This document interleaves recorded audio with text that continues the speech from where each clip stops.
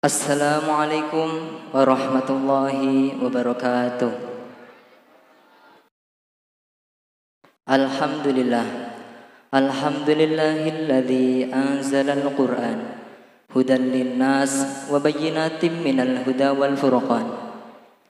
Wassalatu wassalamu ala man khuluquhul Qur'an sayyidina wa habibina wa maulana Muhammadin sallallahu alaihi wasallam wa ala alihi wa ashabihi wa man tabi'ahum bi ihsanin ila yaumin tudau fihil mizan, amma ba'd. Yang sama kita hormati para sepuh bini sepuh, para alim ulama, para habaib, wabil khusus beliau Ketua Takmir Masjid Agung Semarang Al-Mukarram Bapak Kiai Haji Hanif Ismail LC beserta jajarannya.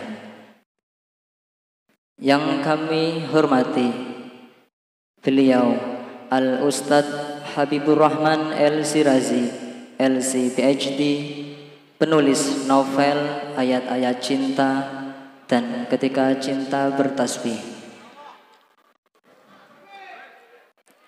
Dan yang tak ketinggalan pula para hadirin hadirat, santriwan santriwati yang saya cintai.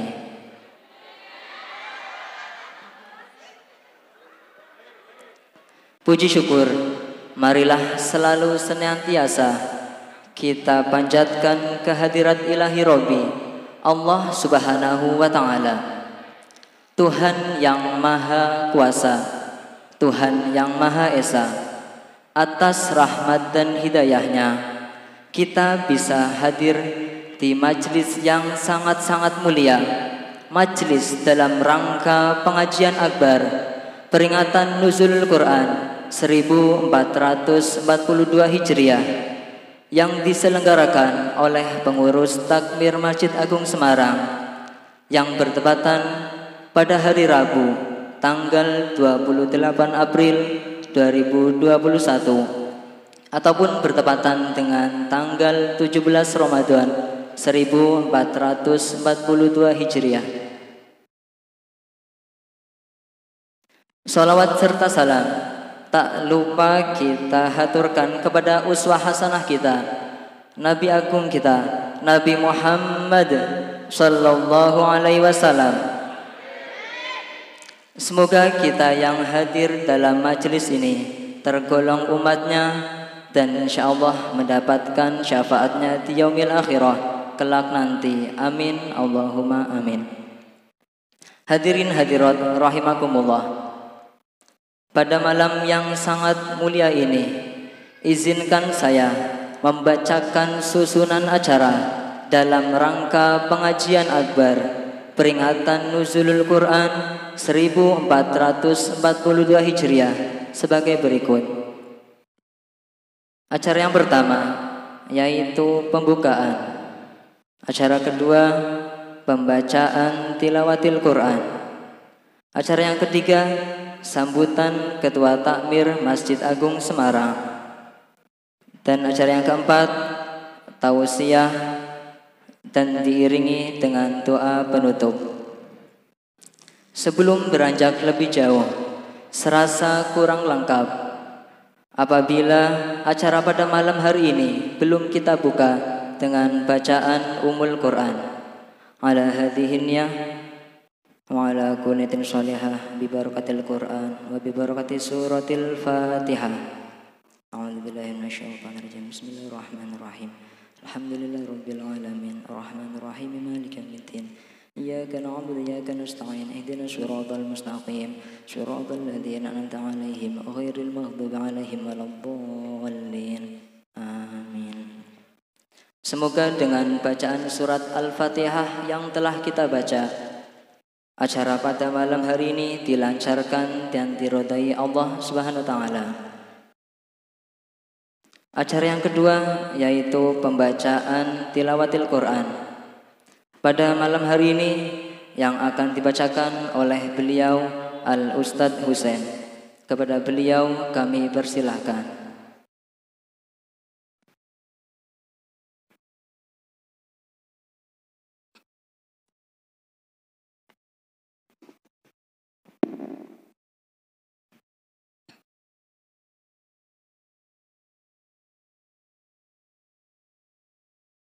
Assalamualaikum warahmatullahi wabarakatuh.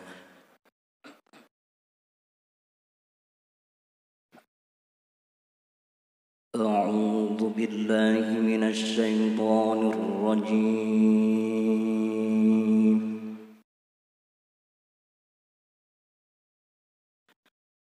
Bismillahirrahmanirrahim.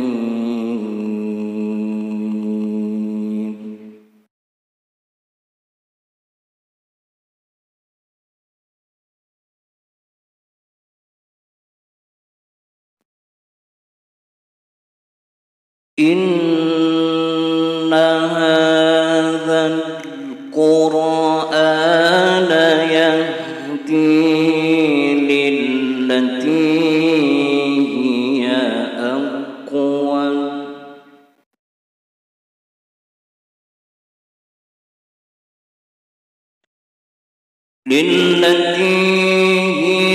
aqwam wa yubashshirul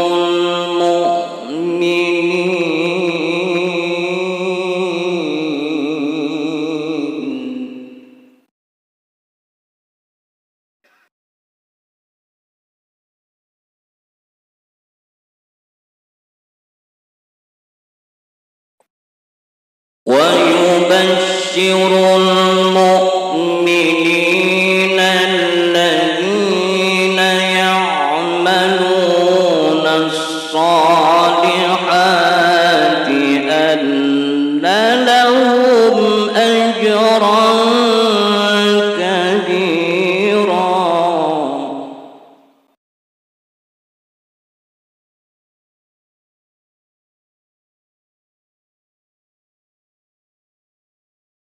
وأن الذين لا يؤمنون بالآخرة أعتدنا لهم عذابا أليما.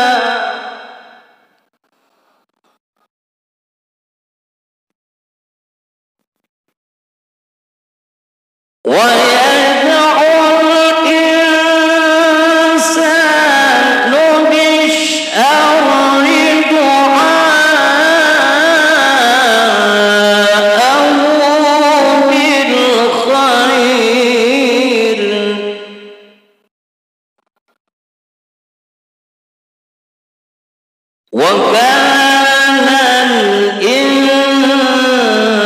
الإنسان عجولا.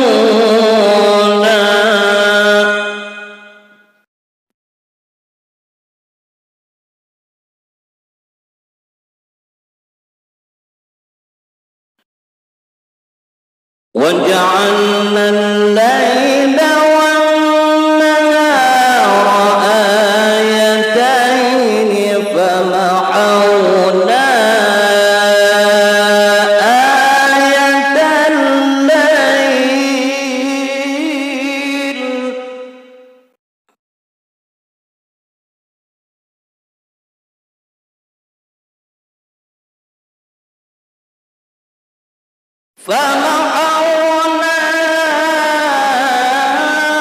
آية الليل وجعلنا آية النهار مبصرة.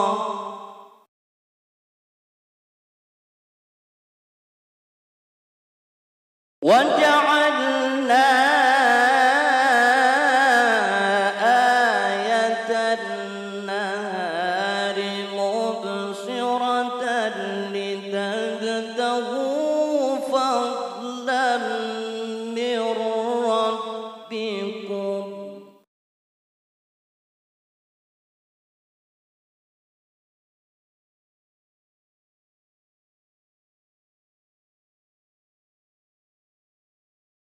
لتبتغوا فضلا من ربكم ولتعلموا عدد السنين والحساب وكل شيء فصلناه تفصيلا وكل إنسان ألزمناه طائره في عنقه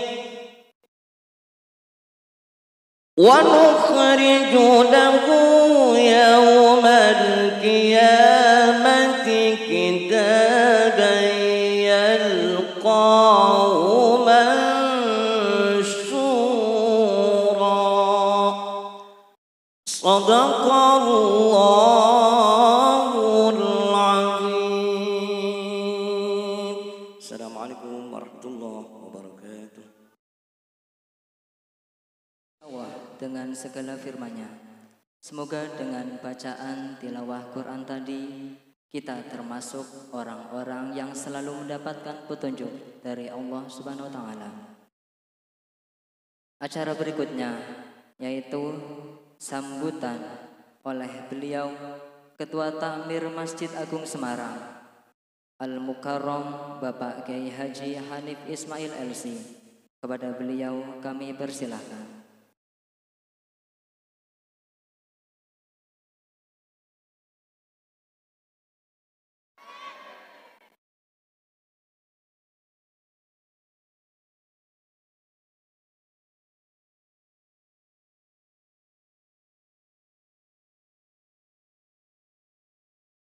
Assalamualaikum warahmatullahi wabarakatuh.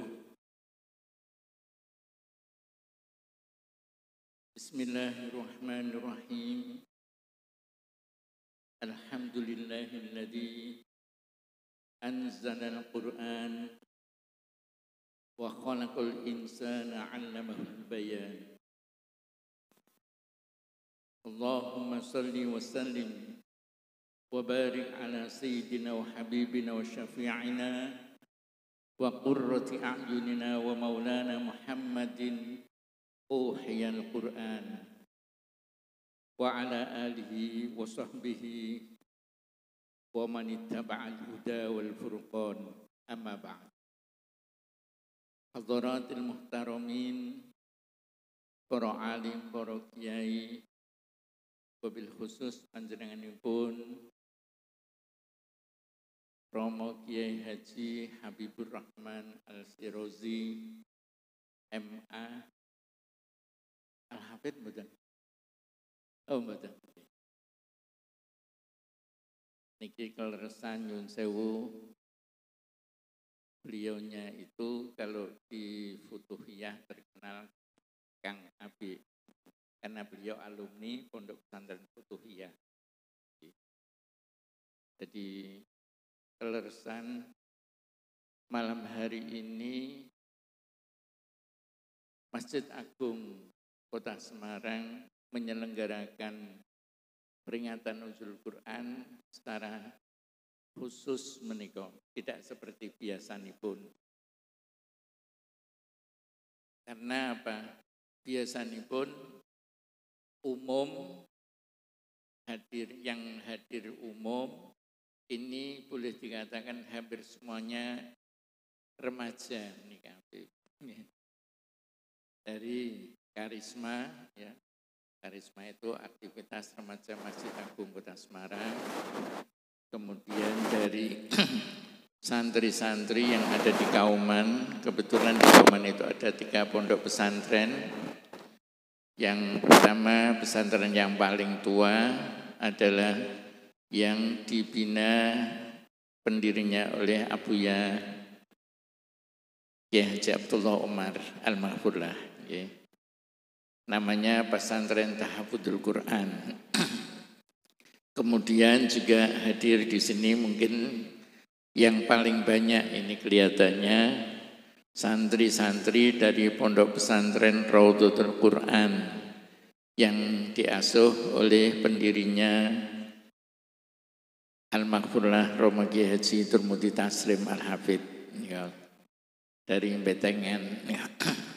Kemudian pondok pesantren yang ketiga yaitu yang didirikan oleh santri dari Abuya Ki Haji Abdullah Umar namun ingkang asmanipun Al-Maqbulah Ki Haji Ahmad Naqib Nur Al-Hafidh. Nama pesantrennya Mafazil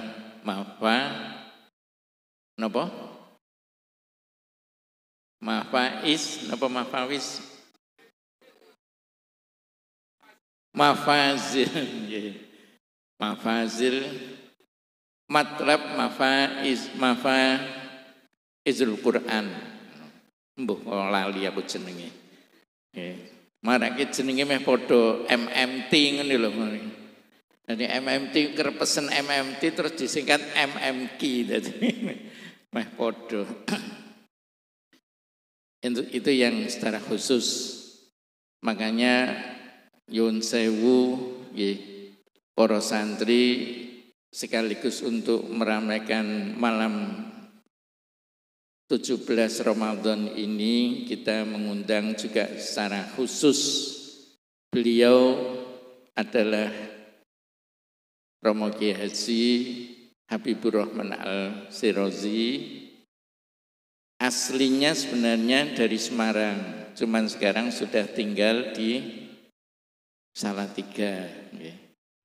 Beliau mungkin lebih dikenal sebagai sastrawan, sehingga kadang-kadang lebih dikenal sastrawannya daripada kekiaiannya.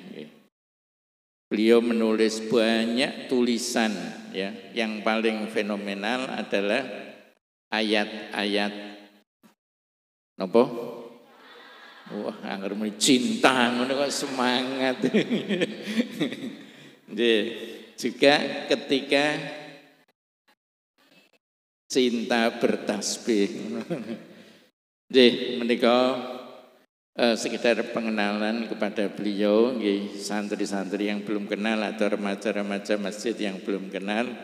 Beliau adalah alumni Pondok Pesantren Futuhiyah Meranggen. Ternyata sejak remaja, sejak masih di sekolah di Madrasah Sanawiyah di Meranggen, beliau sudah sering menulisnya. Sehingga ketika beliau belajar di Mesir, tulisan-tulisannya makin banyak sekali hingga sekarang.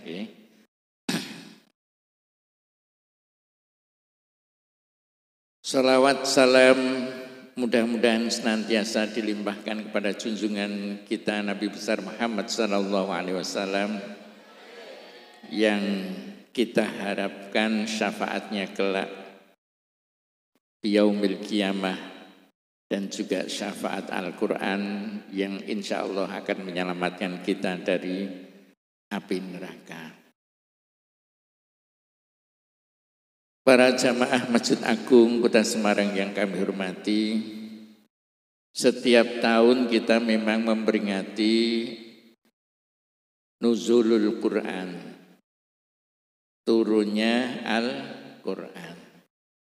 Tentunya ketika kita memperingati Nuzul Quran bukan hanya cerita kapan Al-Quran diturunkan, ya, tanggal berapa, tentunya bukan itu yang akan menjadi pembahasan di dalam setiap peringatan ini.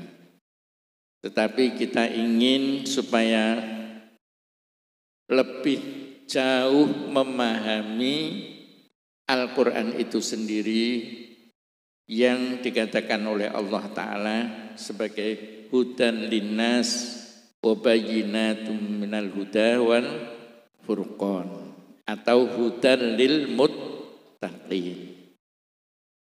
Tetapi dari sisi yang lain, Al-Quran bukan hanya sebagai petunjuk hidup untuk orang-orang yang bertakwa, yang mengharapkan keselamatan di dunia dan di akhirat saja.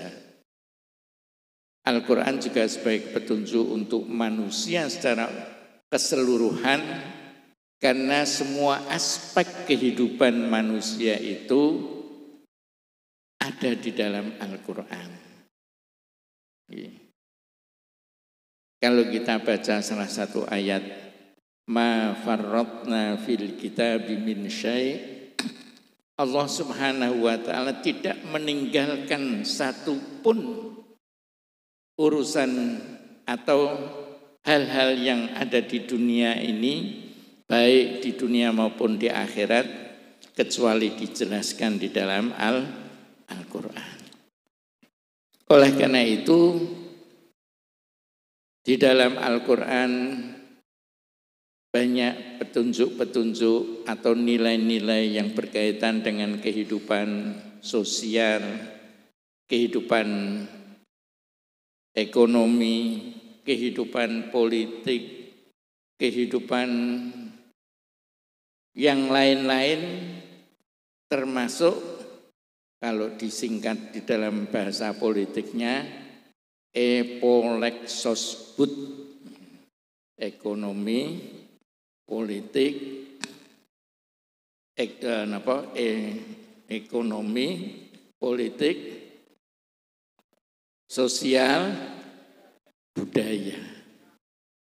Budaya itu termasuk di dalamnya adalah sastra. Nah, beliau inilah Romo Kiai Haji Habibur Rahman Al-Shirozi, termasuk bagian dari yang diberikan oleh Allah Ta'ala dengan kelebihan untuk bisa memahami sastra. Oleh karena itulah nanti santri-santri ataupun remaja yang mungkin ya kepingin tahu dunia sastra di dalam Al-Quran itu seperti apa, barangkali kita nanti akan bisa bersama-sama mendengarkan beliau sehingga sastra Al-Quran itu bisa menyebabkan orang kafir tunduk dan akhirnya menjadi beriman. Itu juga bagian dari pengaruh sastra yang ada di dalam Al-Quran. Saya kira mari nanti kita ikuti bersama dari Romo Kiai Haji Habibur Rahman Al-Shirozi ya. Beliau telah melanglang buana menuntut ilmu mulai dari Semarang, ke Meranggen, ke Solo, sampai ke Mesir, sampai mungkin kemana-mana lagi. Wallah alam, saya belum tahu persis. Ya. Ini juga bisa kita jadikan teladan untuk diri kita, khususnya para remaja. Jangan hanya menuntut ilmu di satu tempat saja. Karena ilmu itu ada di mana-mana dan kita harus mencari ilmu itu di mana saja berada. Ya. Kalau Kanjeng Nabi ngendika al-hikmah dhalatul mu'minin. Ainama wajadu fakhudu. Oh, hikmah itu atau ilmu pengetahuan juga itu merupakan barang yang hilang yang dimiliki oleh orang mukmin. Maka di mana saja orang mukmin itu menemukannya harus diambil. Nah, di sinilah kita harus selalu di mana saja kita berada. Kalau ingin kita betul-betul sukses baik di dunia maupun di akhirat, harus terus jangan berhenti untuk menuntut ilmu. Man arada dunya fa alaihi bil ilmi wa man arada al akhirah fa alaihi bil ilmi wa man aradahuma fa alaihi bil ilmi. Ingin sukses dunia harus berilmu, ingin sukses di akhirat harus berilmu, ingin kedua-duanya sukses juga harus memiliki ilmu. Oleh karena itu sekali lagi pesan saya kepada para jamaah, khususnya para remaja dan para santri, mari tiada hari tanpa membaca ilmu, tiada hari tanpa mencari ilmu. Dan hari ini, malam ini adalah kesempatan yang istimewa yang insya Allah tidak semua kiai seperti beliau Kiai Haji Abdurrahman Al-Shirazi. Saya kira itu yang bisa saya sampaikan. Sekali lagi sebagai pengurus Takmir Masjid Agung Semarang, apabila di dalam menyiapkan terselenggaranya acara malam hari ini ada hal-hal yang kurang berkenan, kami mohon maaf yang sebanyak-banyaknya. Nyun sewu Pak Yai Habibur Rahman, memang kami melakukan protokol kesehatan secara ketat. Semua yang hadir di sini harus pakai masker, jaga jarak. Tapi kami mohon khusus untuk Pak Yai Habibur Rahman Al-Shirazi ketika nanti menyampaikan, maskernya dibuka, betul apa-apa nggih. Kersane kenal semuanya. Setuju mboten? Nyun ngapunten nggih. Karena barangkali belum tahu buku-bukunya tapi belum tahu piyantunipun, supaya kenal di sini lebih akrab, sehingga barangkali nanti suatu ketika ketemu di jalan atau bisa mengundang lagi sudah tahu orangnya. Demikian apa yang bisa saya sampaikan. Sekali lagi, wallahul muwaffiq ila aqwamit thoriq. Wassalamualaikum warahmatullahi wabarakatuh. Waalaikumsalam warahmatullahi wabarakatuh. Terima kasih atas sambutannya kepada Al-Mukarram Bapak Kiai Haji Hanif Ismail LC. Hadirin hadirat santriwatan santriwati yang saya cintai, marilah kita ikuti bersama tausiah dalam rangka pengajian akbar peringatan Nuzulul Quran 1442 Hijriah yang akan disampaikan oleh Al-Mukarram Romo Kiai Haji Habibur Rahman Al-Shirazi LC PhD. Beliau merupakan sastrawan sekaligus alumni Universitas Al-Azhar Kairo Mesir dan penulis novel Ayat-ayat Cinta dan Ketika Cinta Bertasbih, dan masih banyak karya lainnya yang tidak bisa saya sebutkan satu persatu. Kepada beliau Al-Mukarram Kiai Haji Habibur Rahman Al-Shirazi LC PhD kami persilahkan. Allahumma shalli ala sayyidina Muhammad.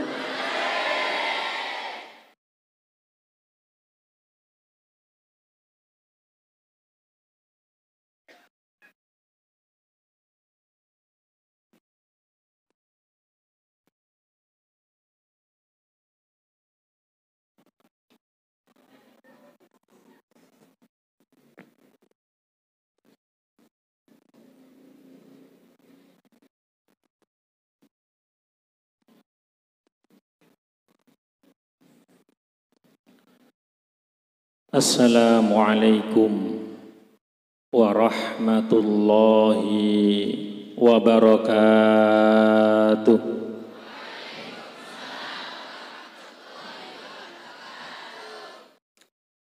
A'udzu billahi minasy syaithanir rajim. Bismillahirrahmanirrahim.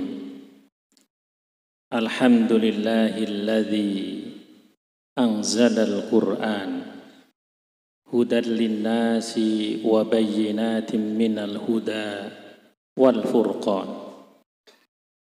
Wassalatu wassalamu ala sayyidil anam sayyidina wa habibina wa maulana Muhammad sallallahu alaihi wasallama alladzi kana khuluquhul Qur'an wa ala alihi wa ashabihi wa man sara ala nahjihi ila yaumiz ziham. Amma ba'd. Hadratal kiram, para alim, para ulama, para kiai, para masyayikh, para habaib, wa fil khusus Syekhona Al-Karim Al-Aziz Romo Kiai Haji Hanif Ismail, kita doakan beliau selalu dijaga kesehatannya oleh Allah Subhanahu wa taala. Dijaga oleh Allah, diberi taufik sehingga kita mendapatkan terus bimbingan beliau dan juga seluruh takmir Masjid Agung semuanya yang juga semoga selalu dijaga kesehatannya oleh Allah Subhanahu wa taala. Seluruh panitia dan seluruh jamaah, adik-adikku semuanya, para remaja yang saya doakan juga semuanya diberi kesehatan dan semua diberi ilmu yang bermanfaat oleh Allah Subhanahu wa taala. Amin amin ya rabbal alamin. Marilah kita senantiasa bersyukur kepada Allah Subhanahu wa taala atas segala nikmat yang Allah limpahkan kepada kita semuanya. Meskipun saat ini kita masih dalam kondisi prihatin pandemi COVID-19, tetapi kita bisa merasakan bahwa nikmatnya Allah tidak pernah berhenti sampai kepada kita semuanya. Termasuk yang paling agung tentu nikmat iman, Islam, nikmat bulan suci Ramadan. Dan sekarang yang kita sedang peringati bersama adalah nikmatul Quran, nikmatnya Al-Quran. Mari kita syukuri dengan banyak-banyak membaca hamdalah kepada Allah Subhanahu wa taala. Sebagaimana kita maklumi bersama bahwa salah satu ibadah yang dilanggengkan oleh para penghuni surga adalah bersyukur kepada Allah Subhanahu wa taala. Kita faham bersama bahwa dunia ini adalah darul amal. Dunia adalah tempat untuk beribadah kepada Allah Subhanahu wa taala. Dan akhirat adalah darul jaza. Akhirat adalah tempat menerima segala ganjaran dari Allah Subhanahu wa taala. Jadi sungguhnya di akhirat tidak ada lagi ibadah. Hanya ada menerima nikmat, atau mungkin kalau orang tidak beramal soleh baru menerima azab dari Allah Subhanahu wa taala. Tetapi yang menarik kalau kita membaca Al-Quran pelan-pelan, kita akan menemukan ternyata para penghuni surga, ya, ketika masuk ke dalam surga, penghuni surga mengatakan alhamdulillahilladzi hadana li hada wa ma kunna linahtadiya laula an hadanallah. Artinya apa? Bahwa bersyukur kepada Allah itu tetap dilanggengkan oleh para penghuni surga. Dan bersyukur kepada Allah, para ulama sepakat itu bagian dari ibadah kepada Allah Subhanahu wa ta'ala. Mari kita terus bersyukur kepada Allah Subhanahu wa ta'ala. Termasuk kita bersyukur memiliki negeri Republik Indonesia ini.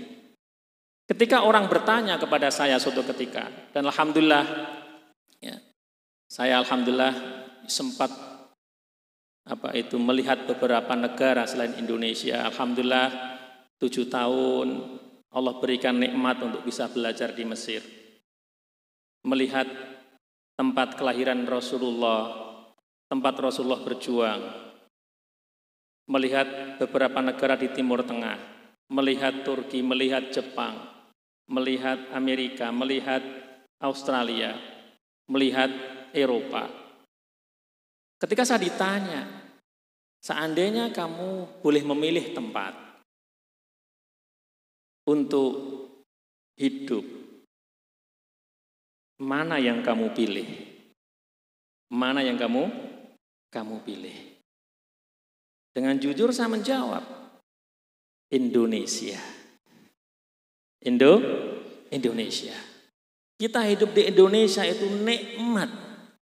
Cuma kadang-kadang karena tiap hari, kadang-kadang kan orang nggak merasa itu nikmat. Padahal kalau orang kemudian membandingkan, saya pernah suatu ketika ke Sapporo. Sapporo itu kota di sebelah utara Jepang. Sampai di sana benar-benar pas dingin-dinginnya. Saat itu bareng sama istri. Sampai di sana istri saya kedinginan sampai mau sakit, jalan aja susah. Karena apa? Minus. Minus. Di tempat-tempat yang dingin, kadang-kadang karena kita hidup di tanah air kita di tempat yang tropis seperti ini, melihat film mungkin ya dari Eropa gitu ada salju, kayaknya kok enak banget ya hidup dengan salju ya. Di daerah yang bersalju, salju turun, nek perlu nggawa gelas ngisi sirup kan gitu kan. Jadi enak gitu, kayaknya itu indah gitu. Ya saya harus ngakuin memang benar ketika salju turun itu, ya itu juga rahmat dari Allah Subhanahu wa taala. Itu indah. Dan kemudian ketika semua udah putih semua memang pemandangan yang juga luar biasa. Tetapi jujur itu tuh terasa nikmat hanya 1 hari, 2 hari, 3 hari. Setelah 4 hari ke sana, tiap hari dingin, wah. Bahkan saya pernah ketemu sama orang Amerika, dia mengatakan bahwa hidup di Amerika yang sangat dingin ini membosankan, bisa bikin orang stres. Maka di Amerika itu kalau puncak musim dingin itu orang-orang stres. Karena langit gelap terus, dingin, pagi hari mau keluar, mobilnya udah tenggelam, harus bersihin. Dan itu minus 7 derajat, minus 14 derajat. Saya pernah di Boston tuh minus 14 derajat. Dingin betul. Pakai sepatu biasa yang saya bawa dari Indonesia, panitia saya itu bilang, Ustadz, ayo kita belikan sepatu. Loh kenapa? Sepatu Ustadz tidak memadai untuk dipakai di sini, nanti Ustadz sakit. Akhirnya beli sepatu yang agak berat itu. Akhirnya yang ingin saya sampaikan apa? Paling nikmat itu hidup di Indonesia. Kalaupun sepanas-panasnya Semarang, merasa panas atau Semarang? Sak panas-panasnya Semarang kuwi Kang. Kuwi ora ono apa-apa nek pas Mesir musim panas. Apalagi Romoyai pas di Madinah kalau puncak musim panas. Saya pernah umroh di umroh saya itu Mekah Madinah lagi puncak-puncaknya di bulan Juli Agustus. Mau mandi saja itu di tempat penginapan itu diler dulu airnya itu biar agak dingin. Dan itu saya ngalamin. Panas, belum lagi kalau panas pas musim panas puncaknya ditambah lagi ada badai gurun. Saya pernah di Mesir ngalamin, panas banget. Pas puncak musim panas, diumumkan nanti akan ada badai. Tiba-tiba Kairo gelap semuanya. Udah gelap, pengap, dan panas. Tahu-tahu ketika sudah agak terang begitu, di mana-mana debu semua. Jadi saat panas-panasnya Semarang, tetap nyaman. Saat atis-atise. Pas musim musim hujan pas dingin atau mungkin di Salatiga juga dingin, itu tetap lebih nyaman, jauh lebih nyaman. Dan di Indonesia Masya Allah apa-apa ada, ada. Buah itu kaya Indonesia. Iya di tempat lain ada anggur dan sebagainya, tapi Indonesia jauh sebenarnya lebih kaya. Makanan itu paling enak itu Indonesia. Serius. Itu teman-teman kalau yang di luar negeri itu dia biasa. Kalau misalnya di Turki aja, Turki itu makanan cuma itu aja. Mesir juga sama. Full, tokmiyah, cuma itu aja. Kalau di Indonesia kan macam-macam. Nasi goreng. Nasi gorengnya macam-macam. Nasi goreng seafood, nasi goreng babat, nasi goreng macam-macam. Itu baru nasi goreng. Belum yang lain lah. Yang lain-lain. Ingin saya sampaikan apa? Kita punya negeri tercinta Republik Indonesia ini adalah satu kenikmatan besar yang Allah berikan kepada kita. Maka mari kita rawat bersama. Kita rawat bersama. Di antaranya adalah dengan berusaha untuk selalu dekat dengan Allah Subhanahu wa ta'ala. Itu bagian dari kita mensyukuri nikmat Allah. Kita diberi air, diberi tanah, bisa rukuk dan sujud dengan nyaman, bisa ibadah dengan nyaman di bumi yang namanya Indonesia. Termasuk nikmat Al-Quran. Ini nuzulul Quran. Saya ingin cerita sama adik-adikku semuanya ini. Kita punya Al-Quran 30 juz yang bisa kita lihat ini. Kita lihat, bisa kita baca, di mana-mana bisa kita beli. Bahkan kalau misalnya sudah lama kita baca, kemudian perlu baru lagi bisa kita beli lagi. Itu kenikmatan yang luar biasa dan kita mau baca kapan saja, nggak ada yang melarang.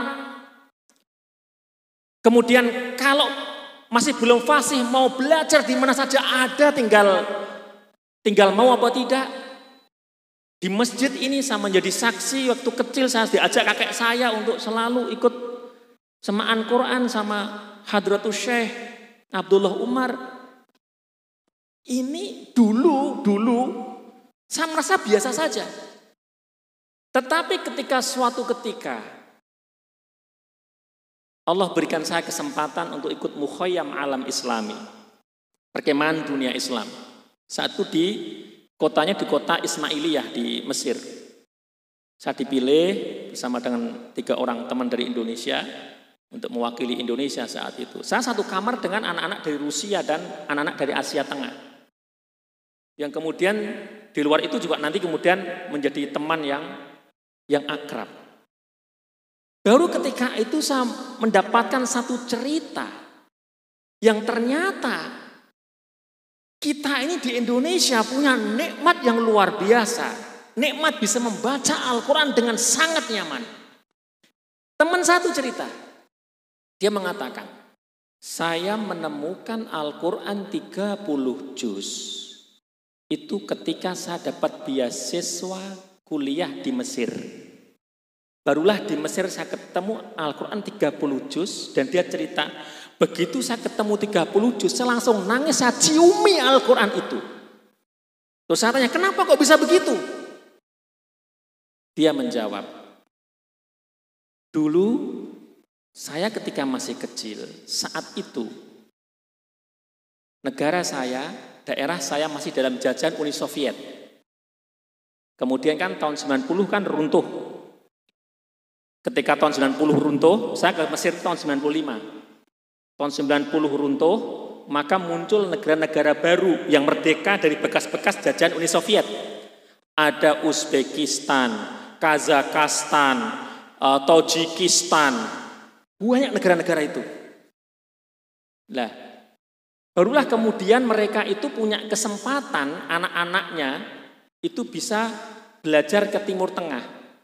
Yang kemudian negara-negara Timur Tengah memang punya beasiswa khusus untuk mereka dari negara-negara yang bekas negara komunis Uni Soviet ini, termasuk di Mesir. Saya masih ingat Baitu Zakat saat itu orang Indonesia nggak dikasih lagi beasiswa, beasiswanya dialihkan untuk anak-anak dari Asia Tengah. Lah dia cerita, saya dulu sebelum ke sini, ketika kami masih dalam jajahan Uni Soviet, itu kita sholat nggak boleh, baca Quran nggak boleh. Kalau ketahuan bisa digantung, Akhirnya ayah saya itu dulu juga belajar Al-Quran itu pada kakek saya sembunyi-sembunyi. Ayah saya itu punya beberapa saudara, karena kakek itu cuma punya satu Al-Quran. Kemudian Al-Quran itu dibelah, dikasihkan yang mungkin Pak D-nya. Kemudian setelah itu kita nggak tahu apakah Pak D itu masih membaca Al-Quran, apakah dia masih Muslim atau tidak. Kita nggak berani menanyakan. Ayah kemudian hanya mengajari kami sekeluarga saja. Dia nggak berani, tetangga aja nggak tahu. Bahkan dia cerita, kami diajari untuk membaca Al-Quran itu menunggu bulan purnama. Karena khawatir sekali kalau ada orang yang tahu. Kalau tahu, nyawa kami sekeluarga ancamannya. Ketika bulan purnama, mau tanggal 14 sama 15 begitu, itu kita udah tahu bahwa itu saatnya kita belajar Al-Quran. Maka ayah menyiapkan segalanya untuk camping. Jadi pamit ke tetangga kemana-mana itu kita camping. Camping kemana? Kita pergi ke gunung atau ke hutan sana. Di gunung dan di hutan, di tengah gunung dan tengah hutan itulah di tengah malam diterangi bulan purnama. kami belajar membaca Al-Quran pada ayah saya. Dan ayah saya cerita, karena kami tahunya hanya beberapa juz saja yang kami baca. Ayah saya cerita, sebenarnya Al-Quran ini 30 juz. Yang ada pada kalian hanya beberapa juz.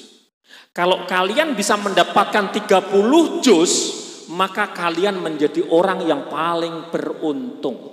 Lah kami tidak mungkin menanyakan siapa yang punya tetangga kami. Enggak mungkin. Bahkan kepada Pak D kami atau paman kami aja kita enggak berani menanyakan. Sebab kita enggak tahu apakah mereka itu masih bersama Al-Quran, bersama dengan, bahkan teman saya itu cerita, bahkan sebagian besar teman saya itu tahunya kalau sholat itu semuanya 4 rakaat. Karena tidak bisa seperti di masjid ini, di pesantren ini yang orang itu dengan detail bisa belajar. Ini cerita saya tidak meminjam telinga orang lain. Saya langsung dapat cerita langsung dari teman saya yang dari Asia Tengah. Terus, makanya ketika saya kemudian dapat beasiswa sampai di Mesir, saya menemukan Al-Quran 30 juz, saya langsung menangis. Ini Al-Quran yang dulu kami damba-dambakan bisa mendapatkan 30 juz. Dan luar biasanya anak-anak dari Asia Tengah, Pak. Ketika dia cerita, ketika datang ke Mesir tuh nggak tahu apa-apa, kecuali bisa baca alif ba ta. Tapi begitu sampai di Mesir, kemudian dia belajar, setahun tuh udah ngomong kayak orang Mesir. Mungkin dia diberi kecerdasan, kayak Imam Bukhari itu dari sana juga. Jadi cerdas. Langsung ngomongnya kayak orang Mesir itu, cepat mereka itu. Dan kemudian luar biasa semangatnya ngapal Al-Quran itu. Itu mereka. Dan kemudian dia tanya ke saya, lah kalau kamu gimana? Pengalaman kamu dengan Al-Quran gimana? Itu saya cerita. Saya belajar Al-Quran pertama kali kenal alif ba ta dari ibu saya. Kemudian saya belajar di surau di Langgar. Kemudian nanti ketika saya sudah lulus sekolah dasar, kemudian khataman di khitan, wah itu ada perayaan. Pakai kuda keliling kampung. Keliling kampung, merayakan Quran, iya. Nanti saya pulang keliling kampung pakai kuda, itu langsung kemudian khataman disimak oleh orang sekampung. Doa khatmul Quran, dia nangis dia. Indah sekali, aku pengen yang bikin seperti itu besok di kampung saya. Pengen bikin seperti itu, padahal itu udah ada sejak zaman dahulu kala. Dan di sana kalau kita baca sejarah ya, di Uzbekistan itu kan negeri tempat Imam Bukhari. Bukhara kan di sana negeri ulama-ulama semuanya. Adik-adikku semua yang dirahmati oleh Allah Subhanahu wa taala. Kembali kepada Al-Qur'an. Malam ini kita memperingati Nuzulul Quran.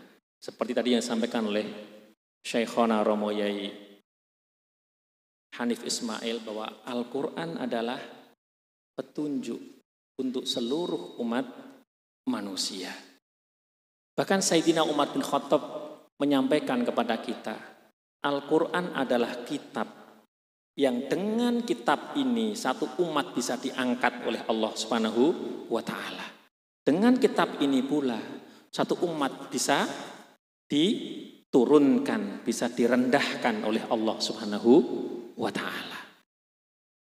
Sebelum saya lanjutkan, ini karena audinya ternyata remaja, mau saya bacakan puisi mau? Romo Yai izin baca puisi Romo Yai. Saya bacakan puisi ya. Jadi puisi ini pernah saya bacakan di Las Vegas, yang dikenal sebagai Sin City itu saya pernah ngisi pengajian, saya bacakan di sana. Saat itu juga ada duta besar Indonesia juga di sana saat itu. Saya pernah bacakan juga di Tokyo juga. Saya pernah bacakan di TV One juga pernah. Ya. Ini tentang Al-Quran dan tentang orang yang akhlaknya adalah Al-Quran, yaitu baginda wasallam. Rasulullah dan Al-Quran tidak mungkin dipisahkan. Kalau kita pengen tahu Al-Quran yang berjalan, itulah baginda Rasulullah Sallallahu Alaihi Wasallam. Saya bacakan judulnya Al-Quran Bernyawa. Saya tulis sendiri. Kayaknya kalau baca puisi sambil duduk nggak enak. Saya berdiri ya.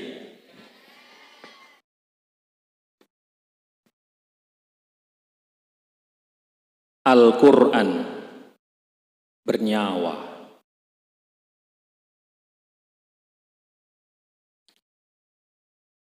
Di Jabal Nur, tubuhnya bergetar. Jibril mendekapnya, tubuhnya bercahaya. Bacalah. Di Jabal Nur, tubuhnya diselimuti cahaya. Jibril menuntunnya membaca. Tubuhnya menggigil luar biasa. Bacalah. Di Jabal Nur, dalam kepasrahan total, tubuhnya bercahaya. Jibril menguatkan jiwanya. Bacalah. Batu-batu itu, gugusan gunung itu, lembah itu, padang pasir, pohon-pohon kurma, angin yang berhembus, bintang gemintang, cahaya, dan semua partikel, semua makhluk yang ada di langit dan di bumi saat itu menjadi saksi bahwa dia yang bercahaya itu, yang dituntun Jibril membaca cahaya itu, dia adalah utusan Allah. Sejak itu, dia membaca cahaya, dia membawa cahaya, dia menyampaikan cahaya, dia menyibak kegelapan dengan cahaya ayat-ayat Allah. Cahaya itu ia potong-potong, ia bagi-bagi rata dan sama, tak kurang tak lebih, ia takar dengan sempurna. Setiap potongan cahaya menjadi cahaya yang sempurna. Ia letakkan dan ia sebar di Makkah, di Taif, di Madinah, dan di seluruh penjuru jazirah. Lalu ia ratakan ke belahan timur dan barat dan keseru sekalian alam.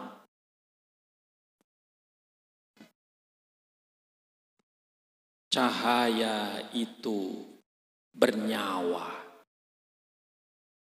Cahaya itu menghidupkan jiwa-jiwa yang mati, menyembuhkan peradaban yang sekarat.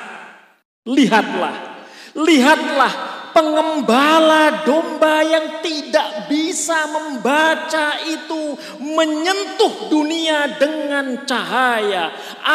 Apa saja yang disentuhnya menjadi hidup, menjadi bahagia. Bacalah dengan menyebut nama Tuhanmu yang menciptakan. Dia membaca ayat-ayat Tuhan hidup dalam nadinya. Dialah Al-Quran yang hidup dan bernyawa. Para tiran tumbang berhadapan dengannya. Para sahaya menjadi mulia melebihi para raja karena ikut di belakangnya. Dan ketika gunung-gunung meletus, langit pecah, bumi terbelah, bumi diselimuti api, semua sekarat dan mati. Jibril, Mikail, Israfil, Israel, dan semua yang bernama makhluk mati. Padang mahsyar digelar, amal-amal ditimbang, tempat kembali telah ditentukan, surga atau jahanam. Dia Al-Quran berjalan itu kembali datang, membawa kesejukan, ketenangan, dan rasa aman. Dia membawa syafaat untuk siapa saja yang bernaung dalam cahaya petunjuknya. Dialah Muhammad, Nabi penyejuk jiwa, cahaya peradaban umat manusia. Dialah Al-Quran yang bernyawa. Untuknya kukirim sholawat dan salam cinta. Ya Nabi, salam alaika. Ya Rasul, salam alaika. Ya Habib, salam alaika. Salawatullah alaika. Allah ya Nabi.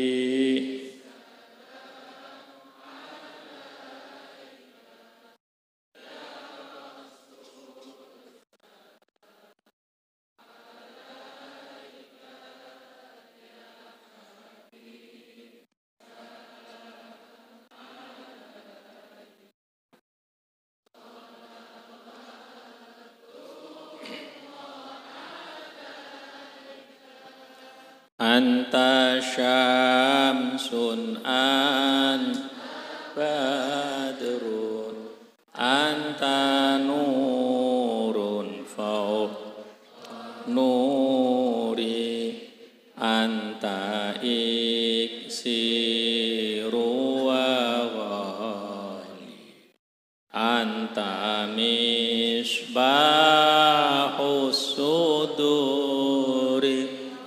Ya Nabi, salam alaika. Ya Rasul, salam alaika. Ya Habib, salam alaika. Salawatullah alaika. Al-Quran diturunkan oleh Allah Subhanahu wa Ta'ala sebagaimana dijelaskan oleh para ulama dalam kitab-kitab, terutama kitab-kitab ulumil Quran, dalam 3 fase. Fase yang pertama, Al-Quran oleh Allah diturunkan di Lauhil Mahfud. Para ulama menjelaskan itu maksudnya adalah Allah meletakkan Al-Quran di Lauhul Mahfud. Bal huwa Qur'anum Majid fi Lauhim Mahfud. Di Lauhil Mahfud ini memang ditulis semua hal yang akan terjadi yang sudah ditentukan oleh Allah Subhanahu wa Ta'ala.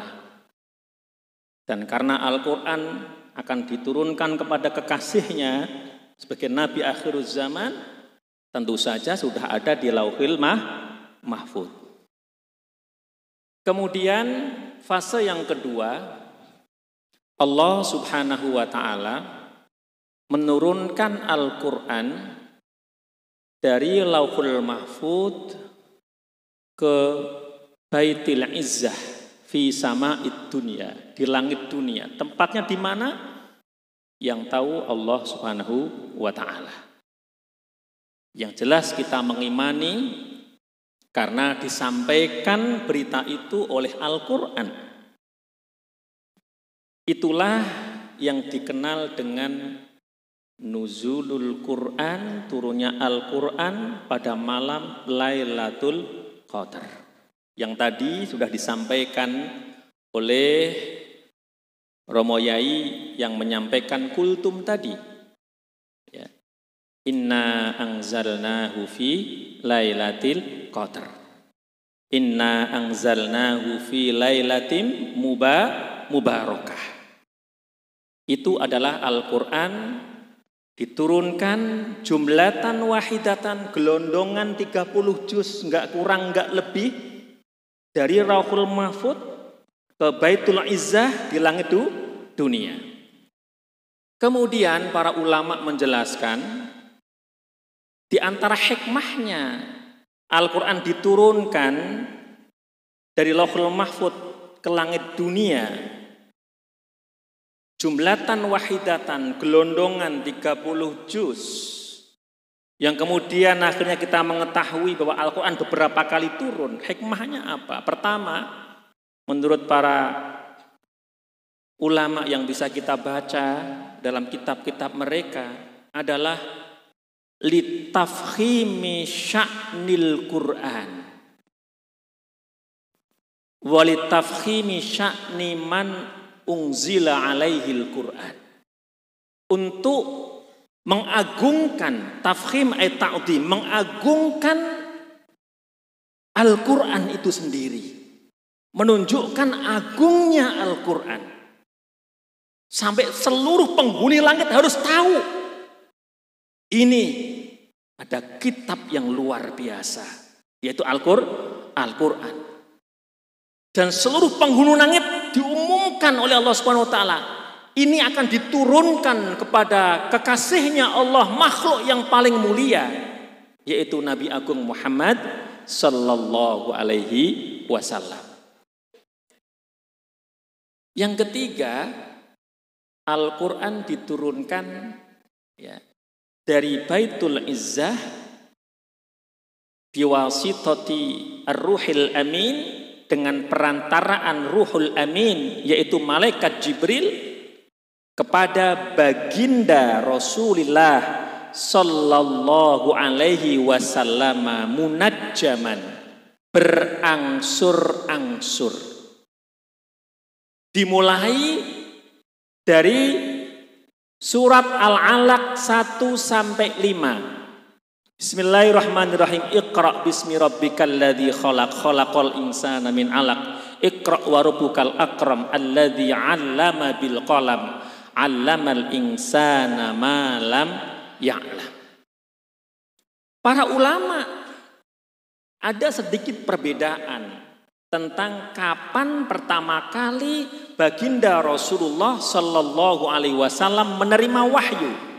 Artinya kapan pertama kali Al-Quran diturunkan dari Baitul Izzah kepada Nabi terakhir, Nabi Agung Muhammad sallallahu alaihi wasallam. Sebagian berpendapat itu ada di 17 Ramadan. Di bulan suci Ramadan tanggal 17. Ada yang berpendapat di tanggal 18-nya. Syekh Safiyur Rahman Al-Mubarakfuri dalam Ar-Rahiq Al-Makhtum berpendapat di tanggal 21. Karena menurut beliau tanggal 20 Ramadan tahun itu adalah pas hari Senin. Sementara beliau menyampaikan ada hadis bahwa Rasulullah itu berpuasa hari Senin. Ketika ditanya kenapa berpuasa hari Senin, itu adalah hari di mana aku dilahirkan.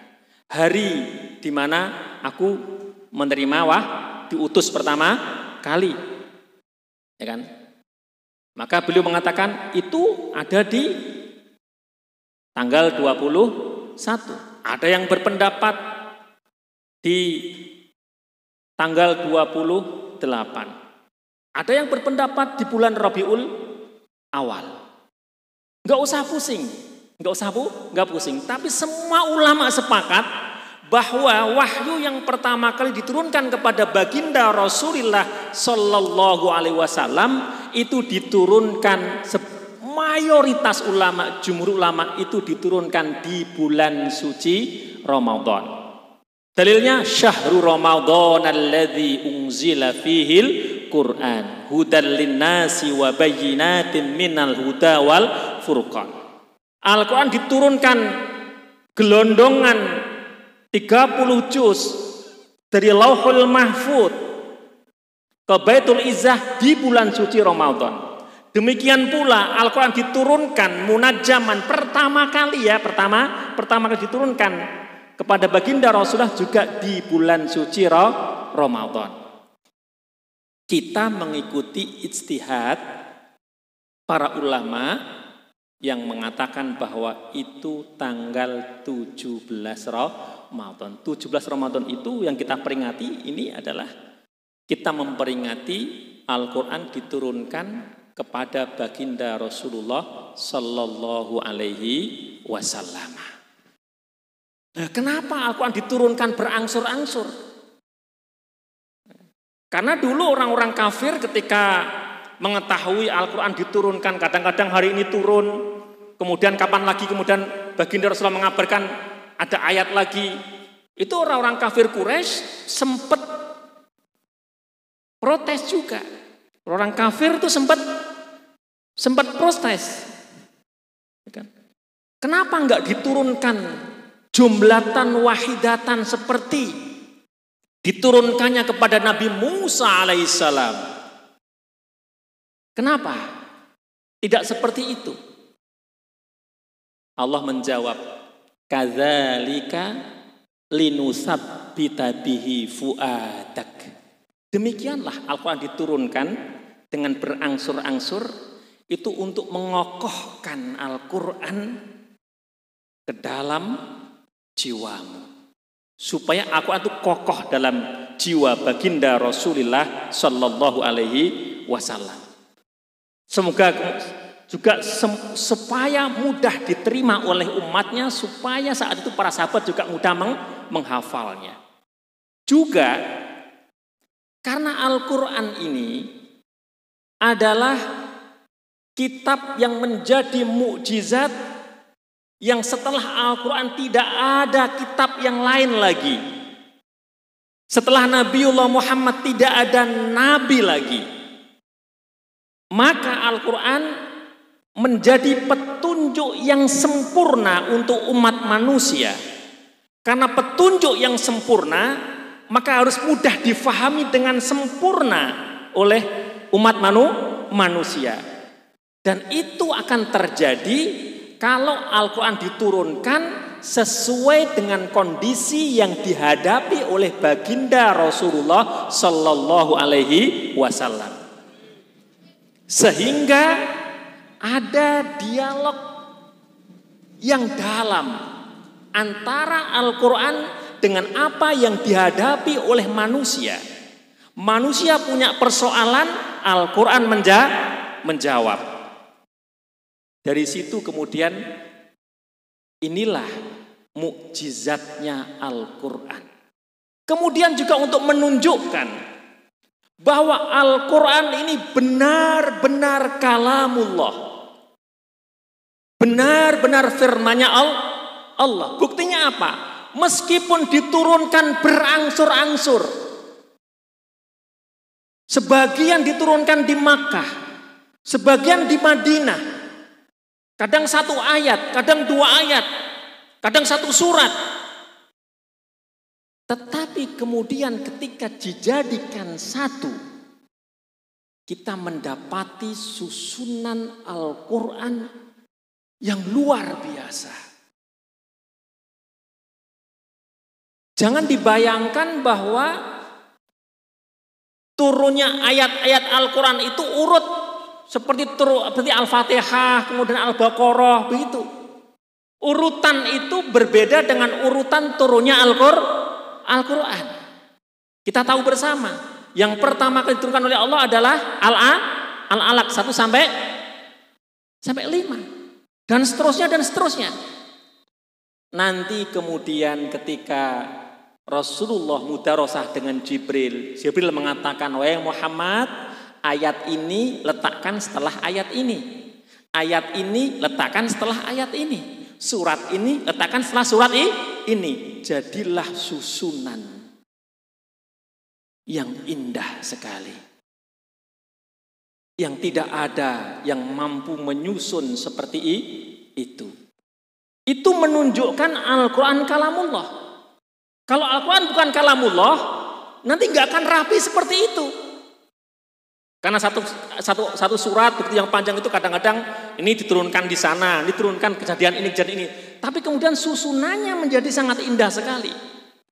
Misalnya surat Al-Alaq. Setelah Al-Alaq, surat Al-Qadar. Al-Alaq kita diminta untuk membaca. Iqra bismi rabbikal ladzi khalaqal insana min 'alaq. Iqra wa rabbukal akram alladzi 'allama bil qalam. Setelah itu kan tidak langsung Al-Qadar. Setelah Al-Alaq diturunkan, yang diturunkan berikutnya kan bukan Al-Qadar. Ada Al-Muzammil setelah itu. Tetapi dalam susunan mushaf kita mendapati setelah Al-Alaq ada Al-Qadar. Dan kemudian kalau kita membaca para ulama mengkaji tentang kaitan surat satu dengan surat yang lain, kita akan mendapatkan satu susunan yang indah. Karena setelah Al-Alaq Al-Quran kita diinfokan yang pertama, inna anzalnahu fi lailatil qadar. Hu itu kembali kepada sesuatu yang dibaca, yaitu Al-Quran. Allah menurunkan satu bacaan yang lengkap yang untuk dibaca oleh umatnya baginda Rasulullah Sallallahu Alaihi Wasallam, yaitu Al-Quran. Adik-adik remaja yang dimuliakan oleh Allah Subhanahu wa Ta'ala. Saya mau nanya panitia, sampai jam berapa? Enggak, masalahnya saya itu suka cerita, masalahnya mau yai. Nak cerita enggak ngerti-ngerti kan jam 12 lho. Maka jangan sampai sama menzalimi orang nih. Sampai jam berapa? Mas Taufik sampai jam berapa, Mas? Ini udah jam 10. Adik-adik mau sampai jam berapa? Serius? Wah, kalau sampai sahur saya yang repot. Baik, adik-adik sudah memahami tentang turunnya Al-Quran. Sekarang izinkan ya, saya mengajak adik-adik menghayati seperti tadi yang disampaikan oleh Romo Yai bahwa Al-Quran adalah petunjuk untuk kita semuanya. Petunjuk untuk umat manusia. Al-Quran adalah syifa, adalah obat. Obat segala obat. Obat untuk penyakit yang tampak maupun penyakit yang tidak tampak. Obat untuk penyakit ruhiyah. Obat untuk solusi berbagai macam persoalan, termasuk solusi peradaban. Termasuk solusi kehidupan. Adik-adik semua yang semoga semua dirahmati oleh Allah Subhanahu wa Ta'ala. Al-Quran memiliki pengaruh pada semua makhluknya Allah Subhanahu wa Ta'ala. Pada orang-orang kafir bahkan Al-Quran juga memiliki pengaruh. Abu Jahal dan teman-temannya, meskipun seterang-terangan Abu Jahal dan teman-temannya itu meminta agar jangan mendengarkan Al-Quran. Sebab kalau kamu mendengarkan Al-Quran nanti kamu terhasut, kamu tersihir. Tetapi Abu Jahal dan teman-temannya tidak bisa mengingkari tentang keindahan Al-Quran, tentang kedahsyatan Al-Quran.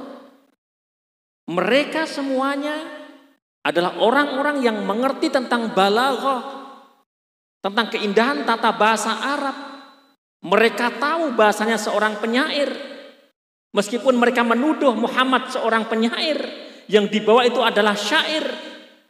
Tetapi dalam hati mereka mengakui bahwa itu sesungguhnya bukan syair dan Muhammad bukan penyair. Maka kita mendapati cerita dalam sirah, diam-diam bahkan Abu Jahal itu malam-malam pun keluar dari rumahnya, tengok kanan, tengok kiri ada orang apa tidak. Kemudian merunduk-runduk mendekati rumahnya baginda Rasulullah Sallallahu Alaihi Wasallam. Di jalan ketemu sama temannya yang lain yang melakukan hal yang sama. Kamu ngapain? Akhirnya ngaku mau ke tempat rumahnya Muhammad ya. Iya, mau dengerin Al-Quran ya. Iya. Akhirnya mereka tetap mendengarkan Al-Quran. Al-Quran tidak hanya itu. Al-Quran bahkan memberikan pengaruh pada al-jamadat. Jamadat itu benda-benda padat. Jadi benda-benda padat pun itu bisa tertaksir, terpengaruh oleh Al-Quran, bahkan dalam pengaruh yang paling tinggi. Kalau yang belajar ilmu fisika, dalam benda padat itu kan ada nanti elemen yang paling kecil. Ya. Atom, kemudian atom masih bisa pecah lagi. Lah kalau pecahan yang paling kecil itu bisa dipecah, itu bisa melahirkan pecahan yang dahsyat. Maka bom atom itu kan memecah itu, yang paling kecil dari atom itu bisa diledakkan. Maka reaksi benda padat itu yang paling tinggi adalah pecah berkeping-keping. Benda padat reaksinya adalah pecah berkeping. Dan itu ditunjukkan oleh Al-Quran. Sebelum ilmu fisika menyampaikan, kan ini modern ini, bahwa reaksi benda padat itu pecah berkeping-keping, itu Al-Quran sudah menyampaikan sejak zaman dahulu sekali. Buktinya apa? Allah berfirman, a'udzubillahi minasyaitonirrajim. Lau anzalna hadzal qur'ana ala jabalin la ra'aitahu khashi'am mutasaddi'am min khasyatillah. Sekiranya kami turunkan Al-Quran pada gunung, kalau Al-Quran diturunkan pada gunung, la ra'aitahu khashi'an mutasaddi'am min khasyatillah, kamu akan lihat gunung itu tunduk dan kemudian pecah, mutasaddi'am min khasyah, pecah berkeping-keping karena saking takutnya kepada Allah Subhanahu wa ta'ala. Itu benda padat. Sekiranya Al-Quran diturunkan pada gunung akan pecah berkeping-keping karena takut kepada Allah Subhanahu wa ta'ala. Al-Quran juga bisa memberikan taksir kepada makhluk yang namanya jin. Jin itu bisa tertaksir oleh Al-Quran.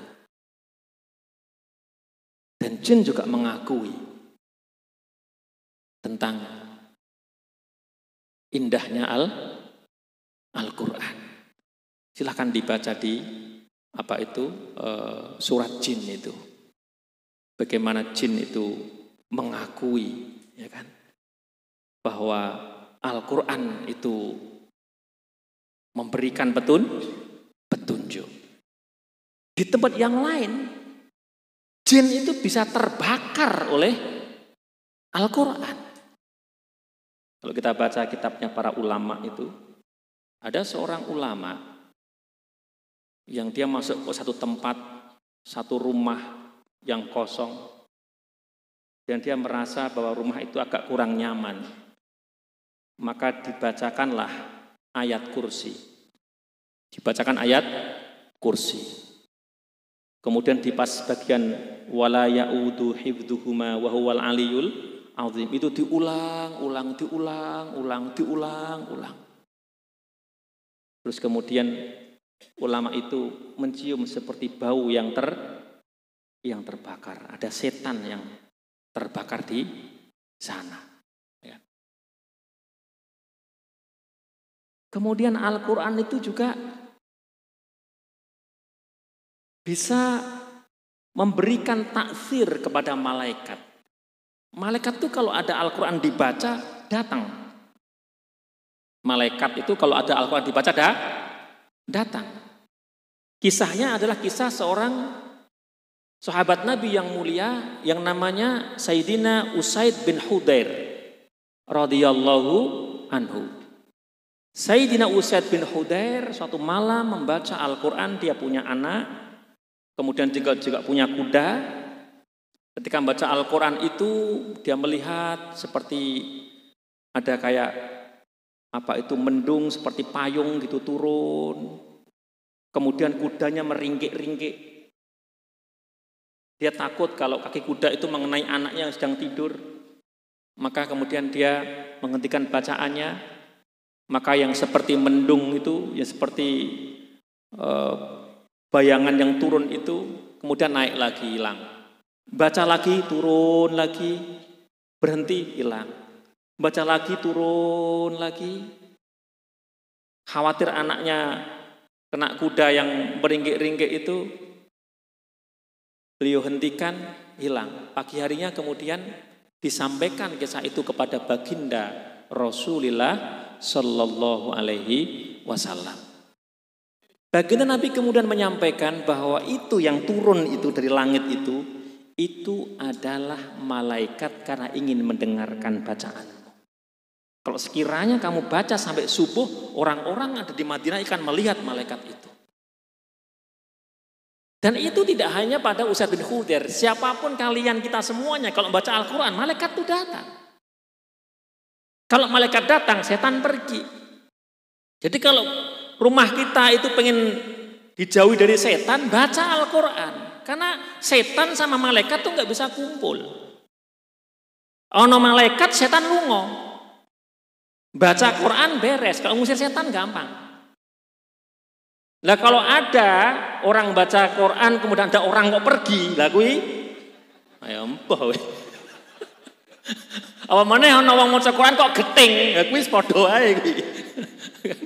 Jangan sampai justru ada Quran itu kita bahagia dan suka. Lah. Yang ingin kemudian kita ambil ibrohnya apa? Kalau itu semuanya itu bisa tertaksir oleh Al-Quran. Mestinya kita ini yang memang Al-Quran diturunkan kepada kita, mestinya kita ini lebih tertaksir dibandingkan gunung, dibandingkan itu semuanya. Pertanyaannya adalah, sudah seberapa besar Al-Quran mempengaruhi hidup kita? Ini, sudah seberapa besar Al-Quran mempengaruhi hidup kita? Apakah hidup kita udah diprogram oleh Al-Quran?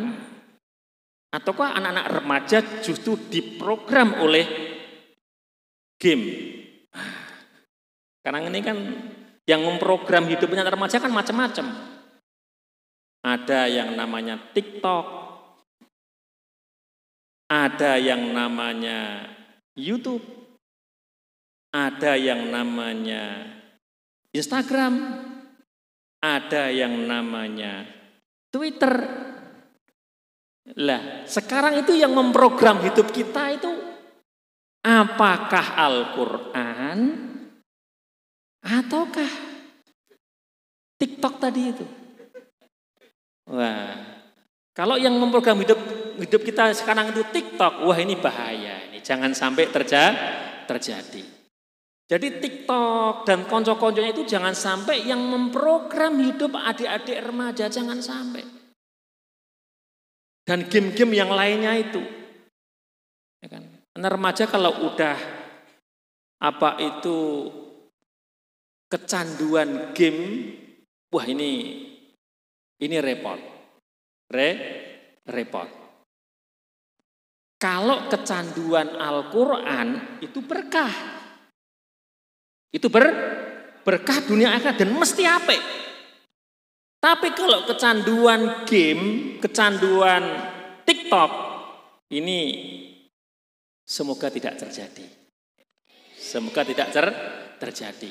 Sebab di sana udah banyak lah para psikolog juga udah menceritakan. Ada sampai remaja yang kejang-kejang, kemudian sarafnya rusak semuanya itu. Karena apa? Karena kecanduan game online. Game online. Sampai harus masuk rumah sakit jiwa, na'udzubillah. Itu banyak, tidak hanya di Indonesia, di banyak tempat. Kemudian kajian-kajian psikologi yang kontemporer itu sudah mewarning masalah ini. Ya. Maka momen turunnya Al-Quran itu kita jadikan momen bagaimana Al-Quran sekarang turun ke dalam diri kita. Al-Quran turun ke dalam hati kita.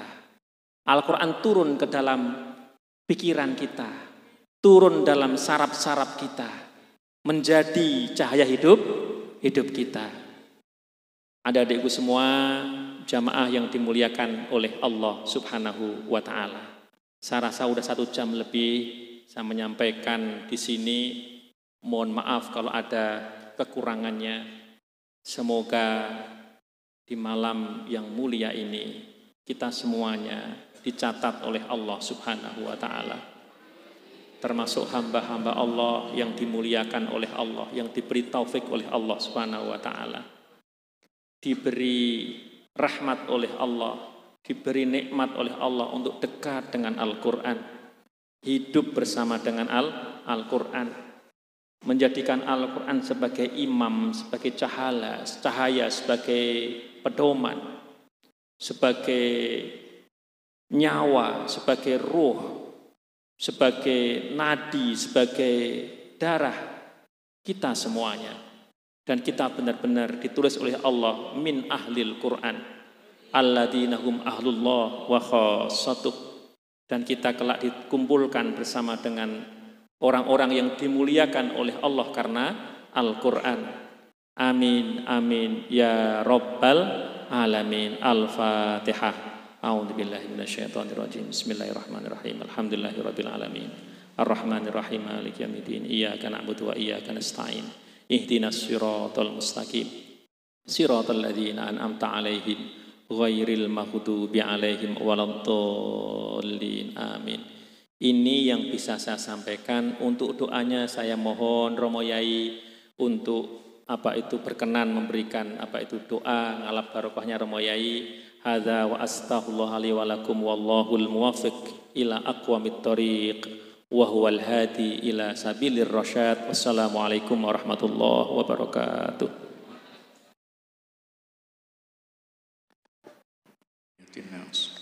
Walhamdulillah Mustafa Muhammad sallallahu alaihi wasallam. Al-Fatihah. A'udzu billahi minasy syaithanir rajim. Bismillahirrahmanirrahim. Alhamdulillahi rabbil alamin. Ar-Rahmanir Rahim. Maliki yaumiddin. Iyyaka na'budu wa iyyaka nasta'in. Ihdinas siratal mustaqim. Siratal ladzina an'amta 'alaihim ghairil maghdubi 'alaihim waladdallin.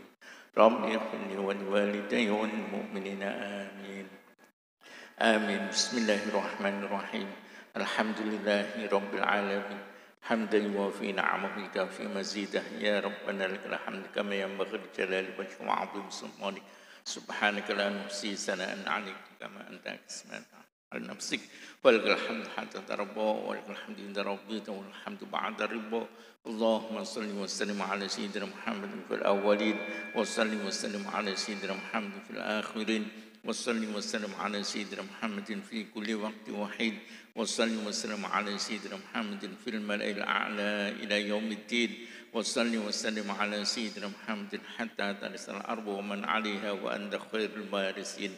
اللهم إنا نستحفظك ونستودعك أدياننا وأبداننا وأنفسنا وأهلنا وأولادنا وأموالنا وكل شيء أعطيتنا اللهم اجعلنا وإياهم في كنفك وأمانك وجوارك وعيادك من كل شيطان مريد وجبار عنيد وذي عين وذي بغض ومن شر كل ذي شر إنك على كل شيء قدير اللهم جملنا وإياهم بالعافية والسلامة وحققنا وإياهم بالتقوى والاستقامة وعائدنا وإياهم من موجبات الندامة في الحال والمآل إنك سميع الدعاء اللهم إنا نسألك رضاك والجنة ونعوذ بك من سخطك والنار اللهم أغننا بالعلم وزينا بالحلم وأكرمنا بالتقوى وجملنا بالعافية اللهم إنا نسألك العفو والعافية من كل بلية ونسألك الشكر على العافية ونسألك دوام العافية ونسألك تمام العافية ونسألك الغنى عن الناس ولا حول ولا قوة إلا بالله العلي العظيم اللهم إنك عفو كريم تحب العفو فاعف عنا اللهم إنك عفو كريم تحب العفو فاعف عنا اللهم إنك عفو كريم تحب العفو فاعف عنا يا كريم يا رحيم يا منان يا غفار ربنا آتنا من لدنك رحمة وهيئ لنا من أمرنا رشدا وصل اللهم بجمالك وجلالك على سيدنا محمد وعلى آله وصحبه أجمعين وارزقنا كمال المتابعة له ظاهرا وباطنا يا أرحم الراحمين بفضل سبحان ربك رب العزة عما يصفون وسلام على المرسلين والحمد لله رب العالمين بسر الفاتحة بسم الله الرحمن الرحيم الحمد لله إياك نعبد وإياك نستعين اهدنا الصراط المستقيم صراط الذين أنعمت عليهم غير المغضوب عليهم ولا الضالين.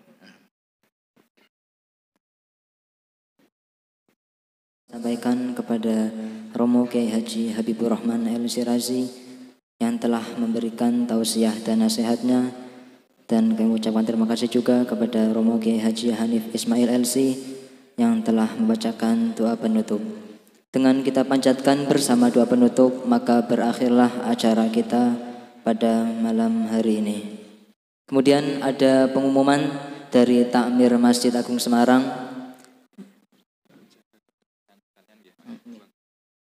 Diberitahukan kepada para jamaah, Masjid Agung Semarang menyelenggarakan malam likuran sholat tasbih pada malam 21, 23, 25, 27 dan 29 Ramadan. Adapun yang bertindak sebagai imam yaitu beliau Romo Kiai Haji Hanif Ismail LC yang insya Allah dimulai pada pukul setengah 12 malam. Kemudian Masjid Agung Semarang menyediakan basement alun-alun untuk parkir kendaraan beroda 4, sedangkan kendaraan yang beroda 2 untuk diparkirkan di gedung parkir Masjid Agung Semarang. Terima kasih. Dan kami berpesan kepada hadirin yang di depannya ada kotak bekas makanan ataupun minuman, kami mohon untuk dibawa keluar dan dimasukkan ke dalam tempat sampah. Kami selaku pembawa acara mengaturkan banyak terima kasih atas perhatiannya. Mohon maaf atas segala kekurangan. Billahi taufiq wal hidayah. Wassalamualaikum warahmatullahi wabarakatuh.